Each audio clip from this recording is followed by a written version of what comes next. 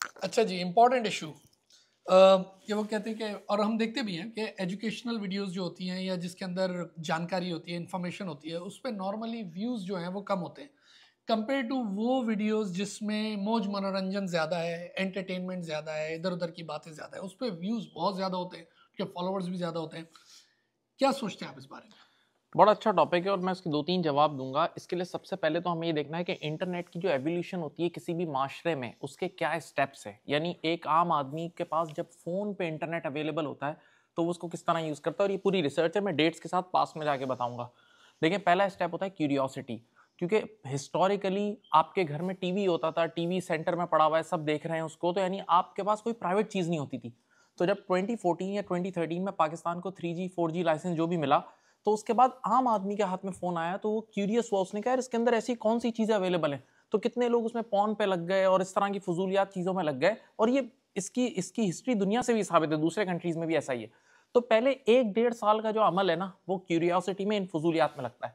अब थोड़ा-सा मैच्योरिटी, हल्की सी मैच्योरिटी आती है और दिल भर जाता है, वो law of diminishing margin utility भी। अच्छा, यहाँ ये कोई ना समझे कि हम पॉर्न को वो कर रहे हैं वैलिडेट कि यार ये अच्छी चीज़ है। ये डेटा बता रहा है कि लोग करते हैं, हम उसको सपोर्ट नहीं करते। बहरहाल, अब सेकंड स्टेप क्या होता है, जब एक चीज से दिल भर गया ना, तो अब आती है इंटरटेनमेंट लेवल। उस पे इंसान 3 4 साल 5 साल लगाता है, जैसे हमारे यहाँ पी फॉर पकाओ और इस तरह की इंटरटेनमेंट और ये जो रोस्टिंग और ये सब चीजें वो देखता है, उससे खुश होता है। और वैसे इंटरटेनमेंट वाली चीज पे व्यूज इसलिए भी आते हैं, कहते हैं कि आप जब इंटरटेनमेंट की चीजें देखते हैं तो आपके माइंड से वो एक केमिकल कुछ रिलीज होता है, डोपामाइन के टाइप का, तो उस वजह से भी उसके व्यूज ज्यादा होते हैं। ये एक रियलिटी है। अब 4 5 साल बाद जब इंटरटेनमेंट का लेवल गुजरा ना, तो अब एक और लेवल शुरू होता है जिसको हम कहते हैं इंफोटेनमेंट, यानी इंफॉर्मेशन विद इंटरटेनमेंट, जिस पर मैंने भी कई बार बहुत वीडियोस बनाई हैं कि अकाउंटिंग के कॉन्सेप्ट इस तरह दो, जैसे मैंने ईदी और उस पे चीजों पे वीडियोस बनाई थी। अकाउंटिंग के कॉन्सेप्ट इस तरह दो कि उसके अंदर एक जोक हो, या इकोनॉमिक का कॉन्सेप्ट इस तरह दो कि उसमें कोई जोक हो, स्टॉक मार्केट का कॉन्सेप्ट इस तरह दो कि उसके अंदर कोई जोक हो। कोई जोक हो, पोइट्री हो, कोई हाँ, ऐसी वर्डिंग हो, ऐसा कलर ऑफ द लेक्चर जिसको कहते हैं। हाँ, तो फिर इंफोटेनमेंट चलता है और फिर एंड में फिर वो हार्ड कोर जो बोरिंग किस्म के पॉडकास्ट होते हैं जिसमें प्योर एजुकेशन होती है, वो चलता है। तो ये इसके पूरे स्टेजेस हैं। अब ये स्टेजेस डिफरेंट कंट्रीज ने, यानी यूएस में भी ये स्टेज चला है। इंडिया में 2008 में गालिबन ये 3G 4G आया था। तो उस वक्त इंडिया इंडिया वो गूगल पे नजर आता था कि इंडिया में सबसे ज्यादा पॉर्न देखी जा रही है। तो पाकिस्तानी और दूसरे लोग तनकीद करते थे, यार ये देखो ये पॉर्न देखने वाला नेशन है, जबकि वो एक साइकिल से गुजर रहा था। फिर 2014 में पाकिस्तान में वो 3G 4G लाइसेंस आया, तो यहाँ सबसे ज्यादा पॉर्न देखने वाला नेशन बन गया। तो वो एक इर्तिकाई अमल है, यानी वो एक प्रोसेस है।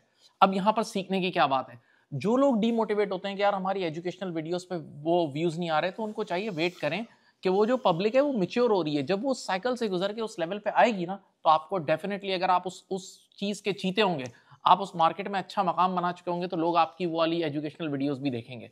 अच्छा, यहाँ पर एक और बात भी मैं सुभान भाई को बोलूंगा और ये भी एग्री करेंगे कि भाई एक बड़ा एजुकेशनल चैनल पे जो फॉलोअर्स होते हैं वो उसमें, और एक वो बेकार एंटरटेनमेंट वाला फॉलोअर, यानी जो, क्या मैं वर्ड भी यूज नहीं कर सकता, उसमें जमीन आसमान का फर्क हाँ, है। यानी जिसको हम कहेंगे कि क्वालिटी ऑफ फॉलोअर्स, वो बड़ा मैटर करता है। वो क्वालिटी तो हर चीज़ में ही मैटर करती है ना। इसकी एक छोटी सी मिसाल ये है कि अगर आप, एक घर है और एक घर के अंदर जो सेठ है, यानी वो करोड़पति, अरबपति, मिलियनियर, बिलियनियर सेठ है, तो उसके घर में एम्प्लॉयज़ भी 20 25 तो होंगे, 25 एम्प्लॉयज़ हैं, और उसकी फैक्ट्री में 2 3 हज़ार एम्प्लॉयज़ हैं। अब आप ज़रा सोचें कि एक यूट्यूबर ऐसा है जिसके फॉलोअर वो 3 हज़ार एम्प्लॉयज़ हैं, यानी वो ऐसी वीडियोस बनाता है कि वो 3 हज़ार एम्प्लॉयज़ देखते रहते हैं और खुश होते हैं, तो यकीनन उसके व्यूज़ भी ज़्यादा होंगे, उसके फॉलोअर्स भी 3 हज़ार होंगे, उसके सारे वर्कर।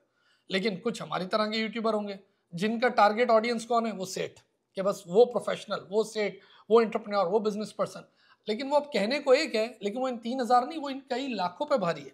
तो क्वालिटी ऑफ ऑडियंस बहुत मैटर करती है किसी भी उसमें, इसी किसी तरह भी। मैं कहता हूँ, जैसे लिंक्डइन पे आए 57,000 फॉलोअर्स, तो मैं लिंक्डइन का फॉलोअर और दूसरे प्लेटफॉर्म के फॉलोअर्स में बहुत फर्क रखता हूँ, क्योंकि उसमें सीएफओ, सीईओ, बिजनेस कम्युनिटीज का टॉप लेवल और बहुत एक अलग ही क्राउड होता है। आप जब वो फिजिकली आपसे मिलने आते हैं तो आपको वो डिफरेंस फील भी होता है।